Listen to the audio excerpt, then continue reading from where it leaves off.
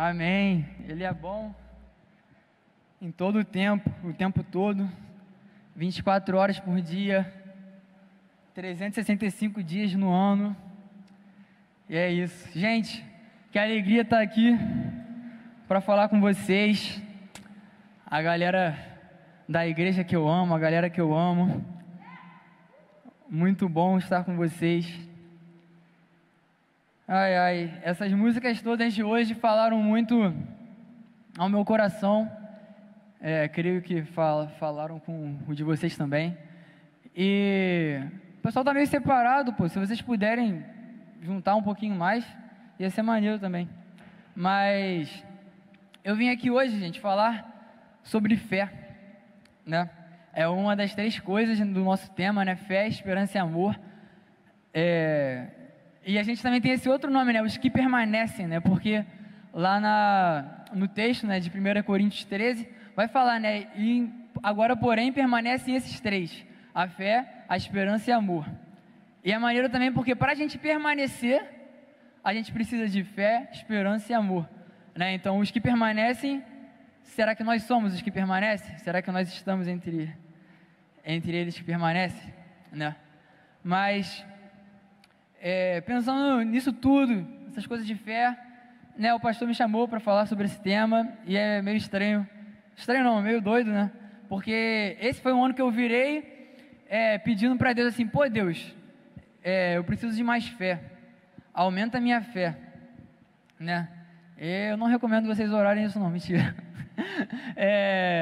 E aí Deus me colocou em uma situação que eu precisava de muita fé, né.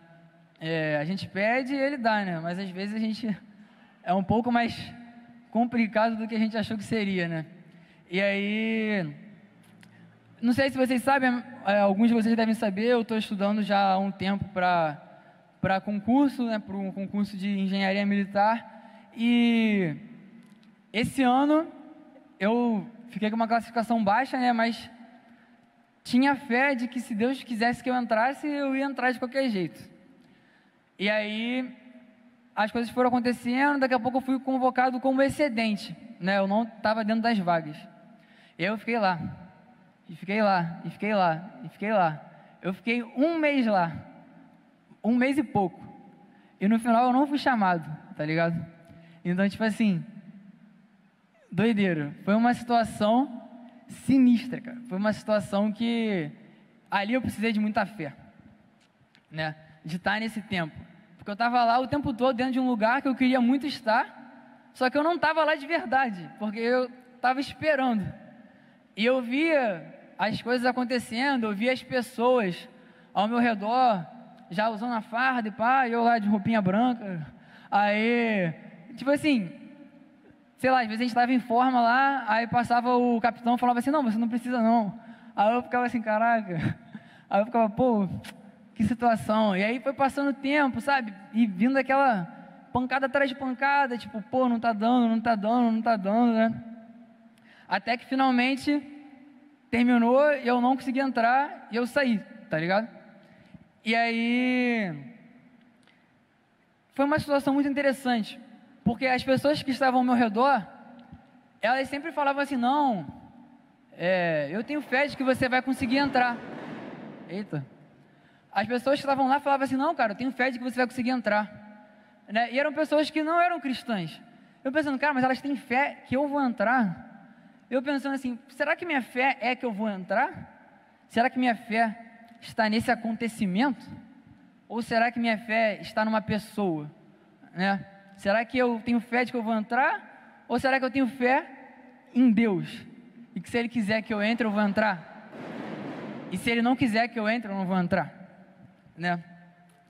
E como eu não entrei, mano, tipo, se eu tivesse tido fé igual esse pessoal, sabe, fé que tudo ia dar certo, fé de que, sei lá, que eu ia conseguir o que eu quero, como que eu ia ficar depois, tá ligado? Tipo, o que ia acontecer comigo? Mas quando você tem fé em Deus, essa é uma fé que ela não pode ser abalada, né? A gente até pode ter momentos de estar mais balançando, mas a gente não fica abalado, né? E aí, pensando nisso, cara, eu queria falar um pouco hoje sobre o qual é a fé que Deus espera que a gente tenha? Porque fé todo mundo tem. Todo mundo tem fé em alguma coisa, né?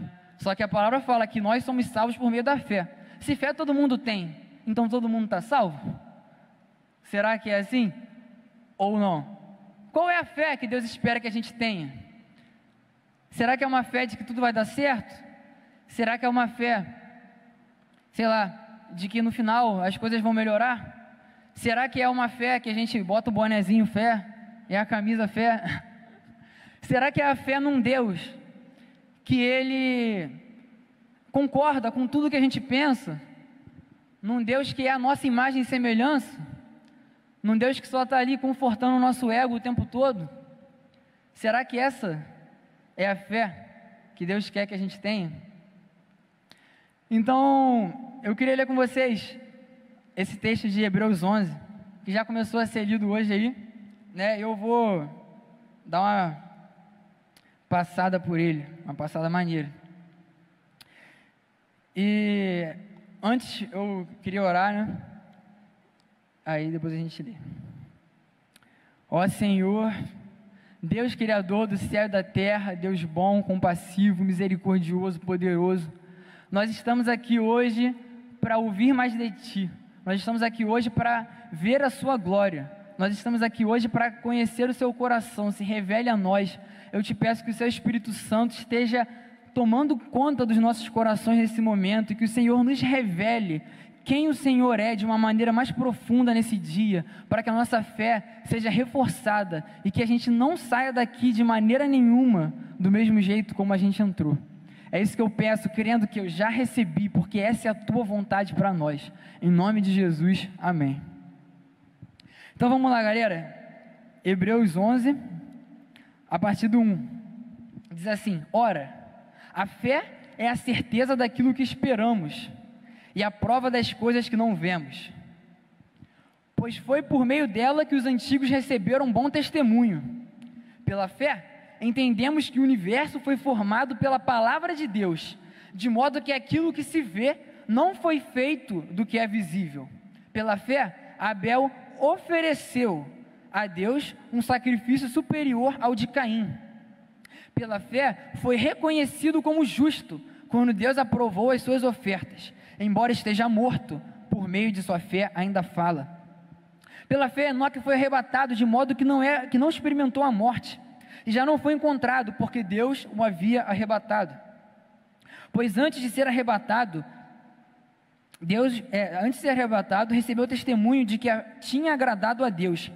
Sem fé é impossível agradar a Deus, pois quem dele se aproxima precisa crer que ele existe e que recompensa aqueles que o buscam. Pela fé, Noé, quando avisado a respeito de coisas que ainda não se viam, movido por santo temor, construiu uma arca para salvar a sua família. Por meio da fé, ele condenou o mundo e tornou-se herdeiro da justiça, que é segundo a fé. Pela fé, Abraão, quando chamado, obedeceu e dirigiu-se a um lugar que mais tarde receberia como herança, embora não soubesse para onde estava indo. Pela fé peregrinou na terra prometida como se estivesse em terra estranha, viveu em tendas, bem como Isaque e Jacó, co-herdeiros da mesma promessa, pois ele esperava cidades que têm alicerces, cujo arquiteto e edificador é Deus. Pela fé, Abraão e também sua própria Sara, apesar de estéril e avançada em idade, recebeu o poder para gerar um filho, porque considerou fiel aquele que lhe havia feito a promessa. Assim, daquele homem já sem vitalidade, originaram-se descendentes tão numerosos como as estrelas do céu e tão incontáveis como a areia da praia do mar. Todos esses viveram pela fé e morreram sem receber o que tinha sido prometido. Viram-no de longe e de longe o saudaram. Reconheceram que eram estrangeiros e peregrinos na terra. Os que assim falam mostram que estão buscando uma pátria. Se estivessem pensando naquela de onde saíram, teriam a oportunidade de voltar. Em vez disso, esperavam eles uma pátria melhor, isto é, a pátria celestial. Por essa razão, Deus não se envergonha de ser chamado Deus deles, e lhes preparou uma cidade. Pela fé, Abraão, quando Deus o pôs à prova, ofereceu Isaque como sacrifício. Aquele que havia recebido as promessas estava pronto para sacrificar seu único filho, embora Deus lhe tivesse dito: por por meio de Isaque, a sua descendência será considerada, Abraão levou em conta que Deus pode ressuscitar os mortos, e figuradamente recebeu Isaque de volta dentre os mortos.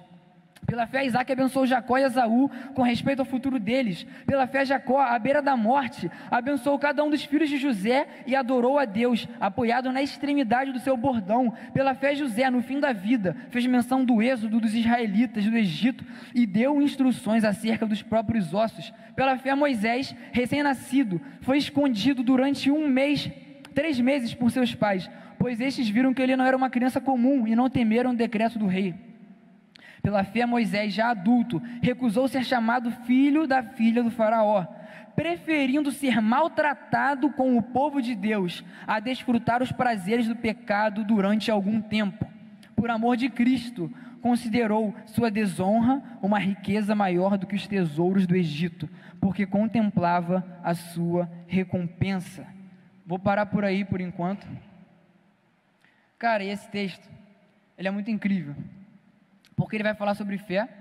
Deixa eu beber água aqui que eu li a beça. Ele vai falar sobre fé, mas eu não sei se vocês já prestaram atenção, que ele tem uma estrutura que é assim: pela fé, fulano fez isso e recebeu aquilo. Pela fé, fulano fez isso e recebeu aquilo. Então esse texto, ele mostra que existe uma relação clara entre a sua fé e as coisas que você faz. Fé e atitudes andam juntas. Nós sabemos que nós somos salvos pela fé e não por obras, mas as nossas obras, elas são fruto da nossa fé. Não existe fé sem obras. Tanto que Tiago fala, ele fala tipo assim: cara, não existe fé sem obras, cara. O que adianta você falar que tem fé e você não tem obras? Será que esse tipo de fé pode salvá-lo? Então a Bíblia toda ela gira em torno disso. Tá ligado? Quando Deus ele vai falar quando Jesus ele chama Zaqueu. Zaqueu desce da árvore, pá, aí vai para casa, aí eles comem, aí do nada Zaqueu vira e fala: aí vou parar com esse negócio de roubar os outros, vou devolver tudo em dobro, 4 vezes e tal. Aí Jesus vira e fala: hoje chegou salvação nessa casa. Não foi por causa das obras dele, porque a gente é salvo pela fé, mas as obras deles mostraram para Jesus que ele tinha fé. Então Jesus, vendo que ele tinha fé, falou: você está salvo. Então a gente tem que entender que fé e atitude são totalmente relacionados. É a expressão, as atitudes que a gente tem, elas são a expressão do que a gente acredita. Tudo que a gente faz tem a ver com o que a gente acredita.